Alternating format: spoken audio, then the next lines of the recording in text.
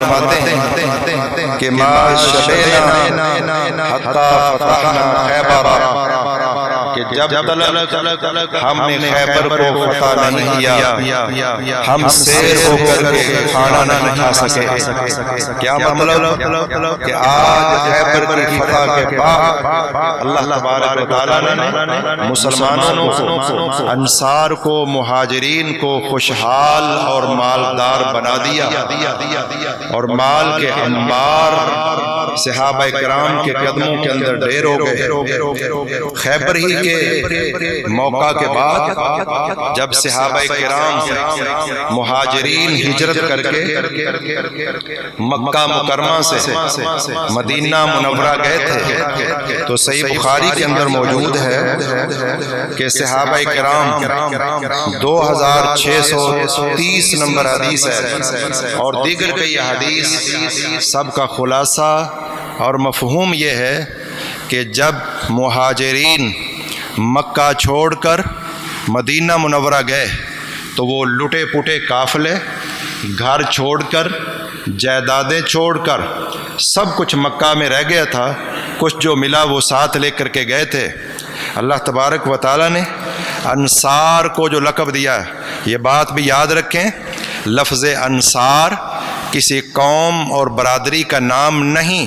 جو انصار صحابہ کو کہا جاتا ہے، یہ انصار ان کا لقب ہے کہ انہوں نے آنے والے صحابہ کرام، مہاجرین جو اپنے گھر بار چھوڑ کے آئے تھے، ان کی نصرت، مدد فرمائی، اپنے گھر دیے، مال تقسیم کیا، خدمت کی، بہت زیادہ مدد کی۔ میرے نبی نے ان کا نام انصار رکھا ہے۔ انصار وہ انصار جو صحابہ کرام مدینے والے انصار ہیں، یہ کسی قوم، قبیلے، برادری کا نام نہیں، بلکہ یہ ان کا لقب ہے کہ انہوں نے مہاجرین کی مدد کی۔ محمد الرسول اللہ نے ان کا لقب انصار رکھا کہ انہوں نے مہاجرین کی مدد کی ہے۔ ویسے ان کا لقب، ان کا نام جو تھا ابنا کیلا نامی ایک خاتون تھی، اس کے 2 بیٹے اور ان کے آگے خاندان، تو انہیں ابنا کیلا ان کے قوم قبیلے کو کہا جاتا تھا۔ ایک کا نام پھر اوس پڑا اور دوسرے قبیلے کا نام خزرج پڑا۔ انصار محمد الرسول اللہ صلی اللہ علیہ وسلم نے انہیں لقب عطا فرمایا تھا۔ توجہ فرمائیے گا کہ انصار نے جب مہاجرین ہجرت کر کے گئے، انصار نے اپنی زمینیں پیش کر دیں، اپنے گھر پیش کر دیے کہ یہ ہمارے گھر ہیں، آدھا گھر آپ کا ہوگا، آدھا ہمارا ہوگا، یہ زمین آدھی آپ کی ہے، آدھی ہماری ہے۔ حتیٰ کہ یہاں تک انصار نے مہاجرین سے کہا، اگر کسی کی 2 بیویاں ہیں، میری 2 بیویاں ہیں، آپ ان 2 میں سے ابھی پردے کے احکام نہیں تھے، دیکھ لیں جو آپ کو زیادہ پسند ہے میں اسے طلاق دے دیتا ہوں، عدت گزرنے کے بعد تم اس سے نکاح کر لینا۔ یہ انصار کی قربانی ہے، لیکن قربان جائیں مہاجرین پر۔ مہاجرین نے کہا، اللہ تمہیں تمہارا مال مبارک کرے، ہمیں آپ کے مال کی ضرورت نہیں ہے۔ عبد الرحمن بن عوف نے کہا تھا، ہمیں بازار کا راستہ دکھا دیجئے، بازار کہاں ہے؟ اور پھر بازار میں جا کر کاروبار اور تجارت شروع کی۔ تھوڑے سے مال کے ساتھ اللہ تبارک و تعالیٰ نے، جب انسان مستغنی ہو جاتا ہے، اللہ کتنی رحمت اور برکت کرتا ہے۔ جب ہاتھ پہ ہاتھ رکھ کے انسان بیٹھ جاتا ہے، دوسروں پر بوجھ بنتا ہے کہ بس یہ مجھے دے رہا ہے، میں نے اسی کا کھانا ہے، اللہ کی رحمت نہیں اترتی جب انسان اپنے ہاتھ کو حرکت دیتا ہے۔ آج پاکستان میں بھی کتنے لوگ ہیں، وہ چاہتے ہیں کہ چلو کوئی نہ کوئی ہماری مدد ہو جائے، گھر بیٹھے وہ ہاتھ ہلانے کے بغیر لوگوں کے دروازوں پر جاتے ہیں، مانگتے ہیں ایک ایک گھر سے۔ ہاں، مجبور شخص کا مانگنا جائز ہے، جو کما نہیں سکتا یا کماتا ہے لیکن کوئی مصیبتیں آ جاتی ہیں، پریشانیاں آ جاتی ہیں، ایسا شخص اگر کسی سے سوال کر لیتا ہے، مانگ لیتا ہے، جائز ہے۔ لیکن جو لوگ کام چور ہوتے ہیں اور پیشہ ور گداگر اور بیگر بن جاتے ہیں، اور جناب ان کا پیشہ بن جاتا ہے مانگنا، یہ لوگ بہت زیادہ خسارے کے اندر ہیں۔ کل قیامت کے دن ان کے چہروں کے اوپر گوشت نہیں ہوگا۔ عبد الرحمن بن عوف رضی اللہ تعالیٰ عنہ نے، سعد بن ربیع نے کہا تھا، بڑے مالدار انصاری تھے، آدھا مال آپ کا ہے، آدھا مال میرا ہے، گھر آپ کا، آدھا میرا ہے، بیویاں دو ہیں، ایک آپ لے لیں، ایک میں رکھ لیتا ہوں، طلاق دے دیتا ہوں، عدت کے بعد آپ اس سے نکاح کر لیجئے۔ لیکن عبد الرحمن بن عوف نے کہا تھا نہیں، کہ دلانی علی السوق، مجھے بازار کا راستہ دکھا دیجئے، ہم کر کے کھانے والے لوگ ہیں۔ پھر عبد الرحمن بن عوف نے تجارت کی ہے، تجارت میں کبھی جھوٹ نہیں بولا ہے، اپنے سامان اور سودے کا عیب کبھی چھپایا نہیں ہے۔ اللہ تبارک و تعالیٰ نے جب عبد الرحمن بن عوف فوت ہوئے تھے، جو ان کے پاس سونا تھا 32 لاکھ دینار جو ہے 10.5 من، ایک بیوی کو سونا جو ہے وہ وراثت کے اندر ملے تھا، اور 10.5 من کا معنی 42 من سونا جو ہے 4 بیویوں کو وراثت ملا ہے، 42 من سونا۔ اور اس کے علاوہ ان کے 9 بیٹے اور 9 بیٹیاں، ان کا آپ اندازہ لگا لیں کہ ان کو کتنا مال ملا ہوگا۔ صرف بیویوں کو جو صرف سونا کرنسی کی شکل میں، دینار کی شکل میں ملا تھا، 42 من سونا تھا۔ یہ تو اس طرف انصار کی قربانیاں، اور ادھر مہاجرین کی ہیں۔ مہاجرین کا دوسرا گروہ جو غریب لوگ تھے اور ذمہ دارہ کرنا چاہتے تھے، انصار نے کہا یہ ہماری زمینیں ہیں، آپ کے لیے ہم آدھی آدھی تقسیم کر دیتے ہیں۔ لیکن مہاجرین نے کہا ہم آپ کی زمین لینے کے روادار نہیں ہیں، آپ کی زمین آپ کو مبارک ہو۔ لیکن انصار نے کہا چلو دوسرا آپشن تمہارے لیے ہے کہ زمین ہماری ہے، محنت مشقت تم کرو گے، پھل ہم آپس کے اندر تقسیم کر لیا کریں گے۔ تو مہاجرین نے کہا یہ ہمیں قبول ہے کہ ہم محنت کریں، آپ کی زمینوں کے اندر حصے کے اوپر زمینوں کو کاشت کریں، اور ایک حصہ آپ کا ہو، ایک حصہ ہمارا ہو۔ تو لہٰذا مہاجرین نے اس چیز کو تسلیم کر لیا اور قبول کر لیا۔ اس سے یہ مسئلہ نکلا زمین حصے کے اوپر دینا اور لینا، اس میں کوئی حرج نہیں ہے۔ ٹھیکے کے اوپر زمین لینا اور دینا، اس کے اندر کوئی حرج نہیں ہے۔ اللہ تبارک و تعالی ہمیں محمد الرسول اللہ کی سنت کے اوپر جمع کر دے۔ ہم یہ نہ دیکھیں ہمارا امام کیا کہتا ہے، ہم دیکھیں کہ امام الائمہ محمد الرسول اللہ کیا کہتے ہیں، قرآن کیا کہتا ہے، نبی کریم صلی اللہ علیہ وسلم کا فرمان کیا کہتا ہے۔ بہرحال اس چیز کو میں نے ذکر اس ضمن میں کیا ہے۔ اب اللہ تبارک و تعالیٰ نے خیبر کے اندر مسلمانوں کو زمین دے دی ہے، انصار کو بھی دے دی ہے، مہاجرین کو بھی دے دی ہے، اور وہ زمین خیبر والی مہاجرین و انصار تمام لوگوں نے اور رسول اللہ صلی اللہ علیہ وسلم نے یہودیوں کو حصے پر دے دی ہے۔ اب یہود کو وہاں سے نکلنا تھا، یہود نے منت اور سماجت کی کہ آپ ہمیں خیبر سے نہ نکالیے، ہم زمین خیبر کی زمین کو ہم زیادہ جانتے ہیں، اس میں کاشتکاری ہم کریں گے، اور آدھا پھل تمہارا ہوگا، آدھا پھل ہمارا ہوگا، آدھی فصل تمہاری ہوگی، آدھی فصل ہماری ہوگی۔ لہذا اللہ کے رسول صلی اللہ علیہ وسلم نے فرمایا جب تلک ہم چاہیں گے تمہیں اس حصے پر برقرار رکھیں گے، جب چاہیں گے یہاں سے نکال دیں۔ اور پھر اللہ کے رسول کی زندگی تک یہ زمین ان کے ہاتھ میں رہی، حصہ مسلمانوں کو دیتے رہے۔ ابوبکر صدیق کے دور میں یہ زمین یہودیوں کے پاس رہی، حضرت عمر فاروق کے دور میں ان کے پاس رہی ایک وقت تک۔ لیکن پھر انہوں نے ایک ظلم کیا۔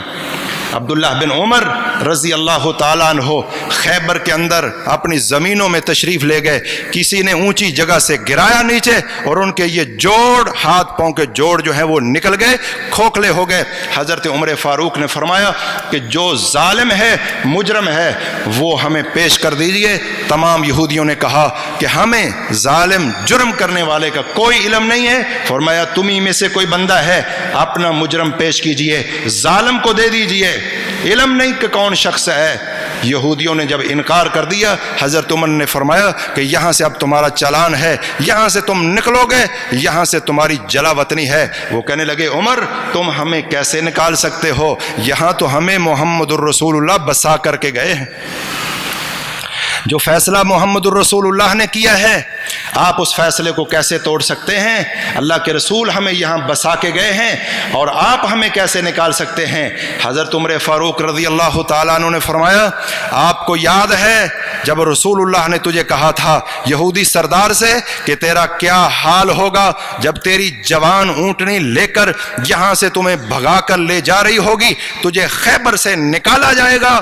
اللہ کے رسول نے تو اس وقت فرمایا تھا اور پھر میرے نبی نے فرمایا تھا جب تک ہم چاہیں گے تمہیں برقرار رکھیں گے، جب چاہیں گے نکال دیں گے، اور تجھے کہا تھا تیری اونٹنی لے کر تجھے نکال کر بھگا کر لے جا رہی ہوگی، مطلب تجھے جلا وطن کیا جائے گا۔ کہنے لگا وہ تو اللہ کے رسول نے مذاق کیا تھا، نعوذ باللہ۔ حضرت عمر نے فرمایا اللہ کے دشمن کیا کہہ رہے ہو، اللہ کے رسول مذاق کر سکتے ہیں، نکلو یہاں سے سامان لے جاؤ اور یہاں سے نکل جاؤ۔ چنانچہ وہ لوگ وہاں سے نکل گئے۔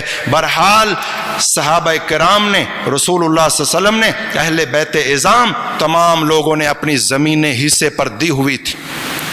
اللہ کے رسول کی وفات تک حضرت ابوبکر صدیق کے دور میں، حضرت عمر کے دور کے ابتدائی ایام میں پھر حضرت عمر نے ان کو نکالا۔ اب آئیے کہ جب مہاجرین بھی زمین ہی سے پر کاشت کرتے تھے، اب جب خیبر میں اللہ نے زمین دے دی، مہاجرین واپس آئے، انصار کو کہا اب ہمیں اللہ نے غنی کر دیا ہے، مستغنی کر دیا ہے، اب آپ اپنی زمینوں کو خود کاشت کریں۔ جو حصے پر صحابہ کرام مہاجرین زمینیں کاشت کرتے تھے، فرمایا اب ہمیں تمہاری زمینوں کی ضرورت نہیں رہی، اللہ نے ہمیں غنی اور مستغنی کر دیا ہے۔ چنانچہ زمینیں صحابہ کرام نے ان کو واپس فرما دی۔ مہاجرین نے انصار کو ان سے لی ہوئی زمینیں جو ہیں واپس فرما دیں۔ صحیح بخاری میں 2630 نمبر اور کئی مقامات پر یہ حدیثیں موجود ہیں، جس سے معلوم ہوتا ہے صحیح بخاری سے زمین حصے پر لینا، زمین حصے پر دینا، اس میں کوئی حرج نہیں۔ جیسے منع کیا ہے اللہ کے رسول نے، وہ ایک خاص شکل تھی جس میں ایک فریق کو خسارہ ہوتا تھا اور ان کو خطرہ تھا۔ مثلا وہ لوگ کہہ لیتے کہ جی فلاں فلاں جگہ جو ہے اس کی فصل تمہاری ہوگی اور فلاں ایکڑ جو ہیں فلاں جگہ اس کی فصل ہماری ہوگی۔ اب سیلاب آ گیا، کبھی خشکی ہو گئی، کبھی وہ حصہ ڈوب گیا، کبھی وہ ڈوب گیا، کبھی وہ برباد ہو گیا، کبھی مالک کو خسارہ ہوا، کبھی مزارع کو خسارہ ہوا۔ اس سے اللہ کے رسول نے روکا اور ٹوکا ہے، کیونکہ اس کے اندر جوا تھا اور جوا حرام ہے، کیونکہ کبھی یا اس کا خسارہ کنفرم ہے یا اس کا کوئی پتہ نہیں، لیکن ٹوٹل میں سے آدھی تمہاری ہوگی آدھی ہماری ہوگی، یا جو بھی آپس میں ریشو وہ طے کر لیتے ہیں، اس کے اندر کوئی حرج نہیں ہے۔ اسی موقع پہ اسلام کے خیبر کے موقع پر کئی قوانین بنے، کئی آسمان سے احکام اترے۔ اللہ کے رسول صلی اللہ علیہ وسلم کے پاس ایک کیس آیا ہے، صحیح مسلم میں 1591 نمبر 1591 نمبر حدیث ہے۔ اللہ کے رسول کے پاس صحابہ کرام کو مال غنیمت ملا ہے، کسی صحابی کو ایک ہار ملا ہے، ہار کے اندر کچھ منکے ہیں، وہ صحابی ہار کو بیچنا چاہتا ہے، دوسری طرف سے سونا ہے، ایک طرف سے سونے کا ہار ہے، اس سونے کے اندر کوئی منکے ہیں کسی اور چیز کے بنے ہوئے۔ اللہ کے رسول نے فرمایا سونے کو سونے کے ساتھ بیچنا اس حالت کے اندر کہ ایک طرف سونا ہو دوسری طرف سونا بھی ہو، سونے کے ساتھ منکے بھی ہوں، یہ جائز نہیں ہے۔ اللہ کے رسول نے فرمایا الذهب بالذهب وزنا بوزن، جب سونے کا سونے کے ساتھ تم تبادلہ کرو، خرید و فروخت کرو، تو سونا دونوں طرف سے برابر ہونا چاہیے۔ اب وہ منکے چونکہ موجود ہیں، برابری ہو نہیں سکتی، فرمایا منکے اتار کے، دیگر چیزیں اتار کے، سونے کو الگ کر کے، ادھر بھی سونا ادھر بھی سونا ہے، برابر برابر اور نقد بنقد ہوگا۔ یہاں میں مسئلے کی وضاحت بھی کیے دیتا ہوں۔ سود کی اس کائنات میں 3 قسمیں ہیں، ایک ربا الفضل ہے، ربا النسیہ اور ربا القرض، قرض کا سود، ادھار کا سود، اور اسی طرح جو ہے کمی بیشی کا سود۔ یہ 3 سود کی قسمیں، اور یہ ایک قسم ہے ربا الفرض، ربا الفضل، جس کا معنی ہے کمی بیشی کا سود۔ ان کی تفصیل تو انشاءاللہ لمبی چوڑی ہے، میں جب انشاءاللہ بیوع کے اوپر آئیں گے تو پھر مکمل تفصیلات انشاءاللہ بیان ہوگی۔ اب میں تھوڑا سا تذکرہ کر دیتا ہوں۔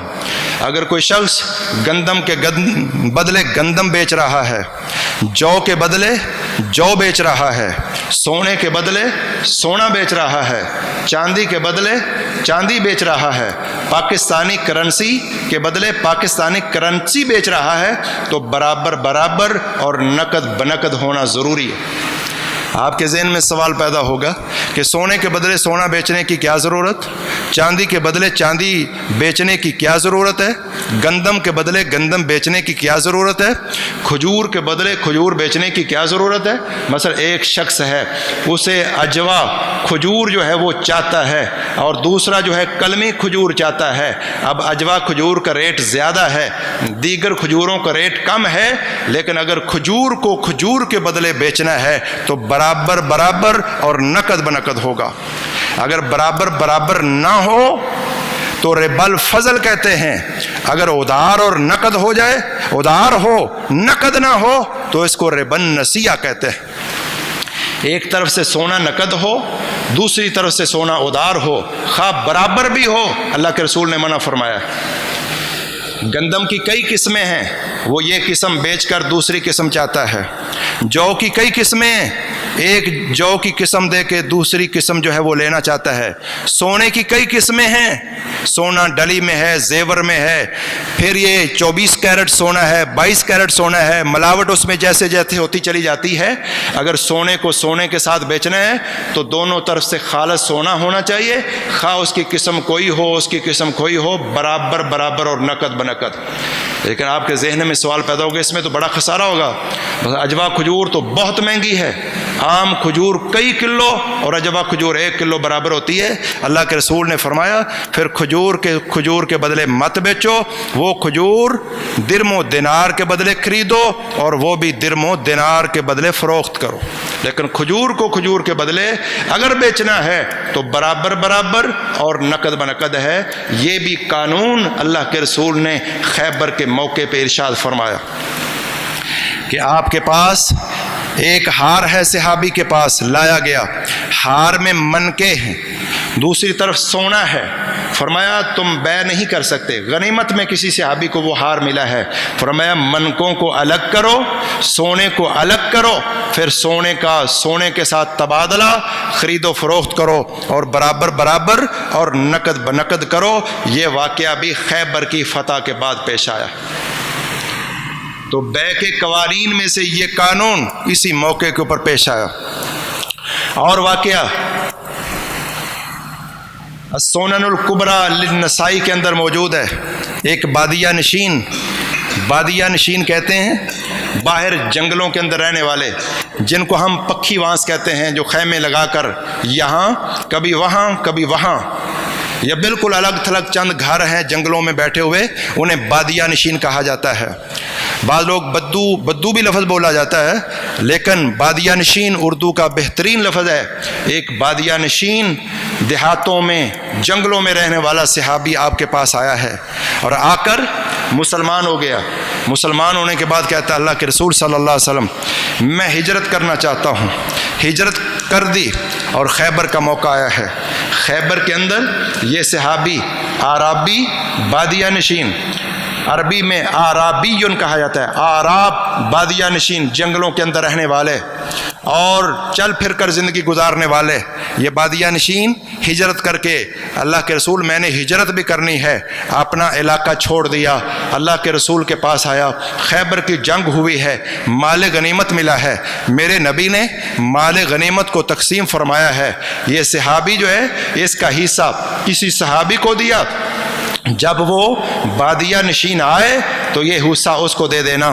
جب یہ شخص آیا صحابہ کرام کی سواریاں چرا رہا تھا، اونٹنیاں چرا رہا تھا، واپس آتا ہے، صحابی رسول نے مال غنیمت کا حصہ دیا۔ اللہ کے رسول نے یہ تجھے مال غنیمت کا حصہ دیا ہے، کہنے لگا کیا؟ لے کر اللہ کے رسول کے پاس آیا۔ اللہ کے رسول صلی اللہ علیہ وسلم کے پاس آ کر کہتا ہے اللہ کے رسول میں اس لیے مسلمان نہیں ہوا، میں نے اس لیے آپ کی پیروی نہیں کی کہ میں مال غنیمت لوں، دنیا کا کوئی مال حاصل کروں۔ پیارے پیغمبر محمد الرسول اللہ صلی اللہ علیہ وسلم نے فرمایا میرے پیارے صحابی بتائیے کس لیے مسلمان ہوا؟ اپنے حلق کی طرف اشارہ کر کے کہتا ہے میں تو اس لیے مسلمان ہوا ہوں کہ مجھے یہاں تیر مارا جائے، حلق کے اندر دشمن کا آ کے تیر لگے، میں فوت ہو جاؤں، شہید ہو جاؤں اور اللہ کی جنت میں داخل ہو جاؤں۔ یہ غازی، یہ تیرے پر اسرار بندے جنہیں تو نے بخشا ہے ذوق خدائی، शहादत है मतलूबो मकसूद मोमन, न माले गनीमत न किश्वर कुशाई, दो नीम इनकी ठोकर से सहराओ दरिया, सिमट कर पहाड़ इनकी हैबत से राई, करती है दो जग से बेगाना दिल को, अजब चीज़ है लज्जते आशनाई। कहता अल्लाह के रसूल, मैं माले गनीमत लेने के लिए मुसलमान नहीं हुआ, मैं तो शहादत के लिए मुसलमान हुआ हूँ। मेरे नबी ने फरमाया, अल्लाह के रसूल ने फरमाया, इन तस्दुकिल्लाह यसदुक का, ए मेरे सहाबी अगर तू सच्ची बात कर रहा है, ये दिल से बोल रहा है, अल्लाह तेरे साथ ऐसा ही मुआमला करेगा। चुनांचे ये सहाबी किसी और मार्के में, आप सुन चुके कि 8 कले जो हैं उनमें 6 कले जो हैं लड़ाई के साथ फतह हुए, 2 सुलह के साथ मुज़ाकरात के साथ फतह हुए। फिर कोई और मार्का हुआ, उस मार्के के अंदर इसको तीर लगा है, कहाँ? जहाँ इसने इशारा किया था हलक की तरफ, मेरे हलक के अंदर तीर लगे, वहाँ हलक के अंदर इसे तीर लगा है, शहीद हो गया है। नबी करीम सल्लल्लाहु अलैहि वसल्लम ने as-सुनन अल-कुबरा लिन-नसाई के अंदर 2091 नंबर हदीस पे मौजूद है, नबी करीम सल्लल्लाहु अलैहि वसल्लम ने इस सहाबी रसूल को कफन पहनाया, कफन पहनाकर इसके जनाजे को सामने रखा है। जनाजा सामने रख मेरे नबी सल्लल्लाहु अलैहि वसल्लम ने इस सहाबी के लिए दुआ फरमाई है। अल्लाह के रसूल, सहाबा कहते हैं अल्लाह के नबी ने कई दुआएं फरमाई, उनमें से ये दुआ जो है हमें जाहिर हुई, सुनाई दी। जनाजे नमाज जनाजा बुलंद आवाज़ से पढ़ना ये भी दुरुस्त है, ऐसा आवाज़ से पढ़ना ये भी दुरुस्त है। दोनों तरह नमाज जनाजा, ऐसा आवाज़ और ऊंची आवाज़, दोनों उस तरह नबी करीम सल्लल्लाहु अलैहि वसल्लम से साबित है। अल्लाह के रसूल ने इसकी नमाज जनाजा को सामने रखा और उन दुआओं में से जो मेरे नबी ने दुआएं पढ़ी हैं इस बादिया नशीन पर, अल्लाहुम्मा हाज़ा अब्दुका खरज मुहाजिरन फी सबीलिक फ़क़ुतिला शहीदन फ़अना अलैहि शहीद। ए अल्लाह, तेरा ये बंदा तेरे रास्ते में निकला, तेरे दीन की खातिर इसने हिजरत की है और फिर तेरे रास्ते में शहीद हो गया। ए अल्लाह, मैं इसके ऊपर गवाह हूँ, इसने तेरे दीन की खातिर अपनी जान जाने आफरी के सुपुर्द कर दी। अल्लाह के रसूल ने जनाजा पढ़ाया। इसे एक मसला समझ लो, शहीद का नमाज जनाजा पढ़ना फ़र्ज़ और वाजिब नहीं। जिस तरह आम मुसलमान आकिल बालिग फौत हो, मर्द हो या औरत, उसका नमाज जनाजा पढ़ना मुसलमानों पर फ़र्ज़ है। अगर नहीं पढ़ेगी उम्मत जनाजा तो उम्मत गुनहगार होगी। लेकिन जो मार्के के अंदर मैदान जिहाद में शहीद हो जाए उसका नमाज जनाजा पढ़ना फ़र्ज़ नहीं। लेकिन अगर कोई पढ़ना चाहे सामने मैयत को रख कर शहीद का नमाज जनाजा तो पढ़ना दुरुस्त है। अल्लाह के नबी ने शुहदाए उहद पर 8 साल बाद उनकी कब्रों पे खड़े होकर उनके नमाज जनाजा पढ़ा। और ये जो हदीस मैंने आपके सामने जिक्र की है कि as-सुनन अल-कुबरा लिन-नसाई के अंदर 2091 हदीस बिल्कुल सही है, ये भी शहीद हुआ है। नबी ने इसका जनाजा सामने रख के कि कई शुहदा का जनाजा नहीं पढ़ा, कुछ का पढ़ा है। शुहदा जो मार्के में शहीद हों, दुश्मन के खिलाफ लड़ाई करते हुए, उनका नमाज जनाजा पढ़ना फ़र्ज़ और ज़रूरी नहीं। कोई पढ़ना चाहे तो पढ़ सकता है, न पढ़ना चाहे तो ना पढ़े। लेकिन आम मुसलमान मर्द हो या औरत हो, उसका नमाज जनाजा अगर वो बालिग है तो पढ़ना फ़र्ज है। इस तरह नाबालिग बच्चे, जो छोटे बच्चे या बच्चियां फौत हो जाती हैं, उनका नमाज जनाजा पढ़ना भी फ़र्ज नहीं। कोई पढ़ ले फिर भी ठीक। छोटे बच्चे बुलूगत तल्क, अगर उसके बदन में रूह डाल दी गई है माँ के पेट में और फिर वो फौत हुआ, पैदा हुआ या पैदा होके फौत हो गया, यहाँ से लेकर बालग होने से पहले पहले जो बच्चे हैं उनका नमाज जनाजा पढ़ना फ़र्ज नहीं। अगर कोई पढ़ ले तो पढ़ने वालों को सवाब मिलेगा, क्योंकि जो बच्चे नाबालग हैं, छोटे हैं, वो बख्शे बख्शाए हैं। काफरों के बच्चे भी जन्नती हैं, मुसलमानों के बच्चे भी जन्नती हैं। वमा तौफीकी इल्ला बिल्लाह। सुब्हान रब्बिका रब्बिल इज़्ज़ति अम्मा यसिफून व सलामुन अलल मुरसलीन वल्हम्दुलिल्लाह।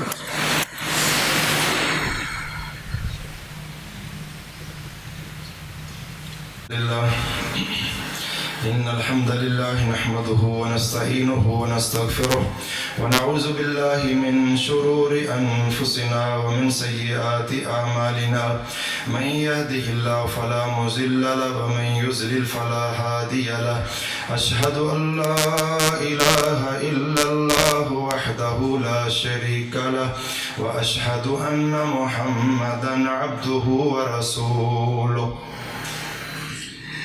خیبر کی فتح کے بعد حضرت علی رضی اللہ تعالی عنہ کے بڑے بھائی جنہیں جعفر طیار کا جنہیں لقب دیا گیا، آگے آپ سنیں گے غزوہ موتا میں یہ شہید ہوئے تھے اور دونوں بازو دونوں ہاتھ کاٹ دیے گئے، اور اللہ کے رسول نے فرمایا شہید ہو گئے تھے 3 کمانڈر غزوہ موتا کے اندر.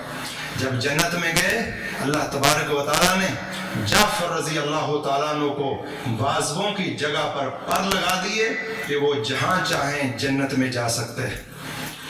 جعفر طیار یہ کہاں بستے تھے؟ اسلام کی خاطر قربانیاں دینے والا یہ خاندان یہ مکہ سے ہجرت کر کے حبشہ میں رہے سال ہر سال، وہ تقریباً 10 سال سے زائد عرصہ حبشہ کے اندر رہے. اللہ کے نبی صلی اللہ علیہ وسلم ہجرت کر کے مدینہ آ چکے ہیں.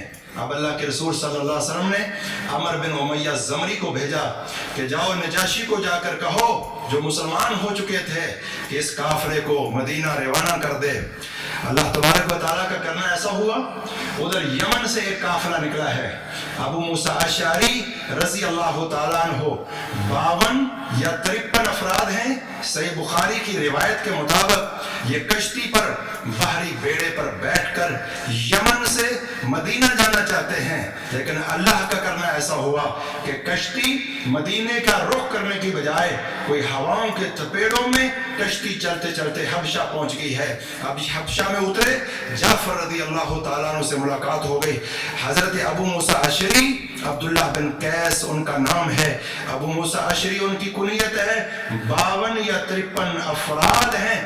صحیح بخاری کی روایت کے مطابق جعفر بن ابی طالب جعفر طیار ان کے ساتھ ملاقات ہوئی کہ ہم اس طرح ہجرت کر کے جا رہے تھے، مسلمانوں سے ملے تو کتنی خوشی ہوتی ہے. فرمایا ٹھہر جائیے ہم اکٹھے جائیں گے. چنانچہ یہ دونوں قافلے 2 کشتیوں کے اندر نجاشی نے بندوبست فرمایا. 2 کشتیوں کے اندر ان صحابہ کرام کو روانہ کیا اور یہ کہاں پہنچے؟ خیبر کے اندر یہ پہنچ گئے. اللہ کے رسول صلی اللہ علیہ وسلم ادھر خیبر فتح کر چکے ہیں، ادھر جعفر طیار ابو موسیٰ اشعری ان کے قافلے وہ بھی خیبر کے اندر جا پہنچے. اللہ کے رسول صلی اللہ علیہ وسلم نے فرمایا تھا ما ادری بأیہما انا اسر، لوگوں مجھے سمجھ نہیں آ رہی کہ مجھے کون سی خوشی زیادہ ہے. مجھے زیادہ خوشی خیبر کے فتح کی ہے یا جعفر کی آمد کی ہے. اللہ نے رسول اللہ کو 2 خوشیاں دکھائیں. آپ کے چچا کا بیٹا جعفر طیار اور پورا قافلہ خاندان وہ بھی وہاں پہنچا. ابو موسیٰ اشعری اور ان کے 52-53 افراد یہ بھی خیبر کے اندر پہنچے. اللہ کے رسول صلی اللہ علیہ وسلم نے فرمایا دونوں میرے لیے خوشیاں ہیں. ایک خوشی خیبر کی فتح کی ہے، ایک خوشی جعفر کی آمد کی ہے. اللہ کے رسول صلی اللہ علیہ وسلم نے یہ خیبر کا مال غنیمہ جو ہے صرف اور صرف حدیبیہ والوں میں تقسیم کرنا تھا، لیکن اللہ نے اعزاز دیا جعفر طیار ابو موسیٰ اشعری رضی اللہ تعالیٰ عنہ ان دونوں قافلوں کو اللہ کے رسول نے خیبر کے اندر مال جو تقسیم فرمایا حضرت جعفر طیار کو بھی دیا، ابو موسیٰ اشعری ان کے ساتھ آنے والے لوگوں کو بھی عطا فرمایا. اور تیسرا قافلہ حضرت ابو ہریرہ دوس قبیلے کا قافلہ ہے. تو فیل بن عمر دوسی یہ مکہ میں محمد رسول اللہ کے پاس آئے تھے، پھر مسلمان ہو کر واپس چلے گئے. ان کی دعوت پر ان کے والد مسلمان ہوئے، مانا ہوئی اور ابو ہریرہ اور دیگر لوگ مسلمان ہو گئے. ایک موقع پہ اللہ کے رسول کے پاس آئے تھے. اللہ کے رسول دعا کر دیجئے اللہ دوس قبیلے کو ہلاک کر دے. محمد رسول اللہ نے ہاتھ اٹھائے. صحابہ کرام ڈر گئے کہ کہیں ہاتھ اٹھا کے دعائے ضرب مگر ان کے خلاف دعا نہ ہو جائے۔ میرے نبی نے فرمایا اللہم اہد دوسا واتی بہم، اے اللہ دوس قبیلے کو ہدایت دے دے اور انہیں مہاجر بنا کے لے آ۔ اللہ تبارک و تعالیٰ نے اب طفیل بن عمر دوسی کی دعوت کے اندر برکت ڈالی۔ جب یہ خیبر کے موقع پہ آئے 70 یا 80 گھرانے، افراد نہیں 70 یا 80 گھر ہیں جو مسلمان ہو کے مدینہ منورہ پہنچے ہیں۔ چنانچہ یہ سب قافلے، یہ اشعریین کا قافلہ، دوس قبیلے کا قافلہ، جعفر طیار کا قافلہ، اللہ تبارک و تعالیٰ نے انہیں بڑا مقام عطا فرمایا ہے۔ باقی انشاءاللہ پھر واللہ عالم بالصواب۔ سبحان ربک رب العزت عما یصفون وسلام علی المرسلین والحمد للہ رب العالمین۔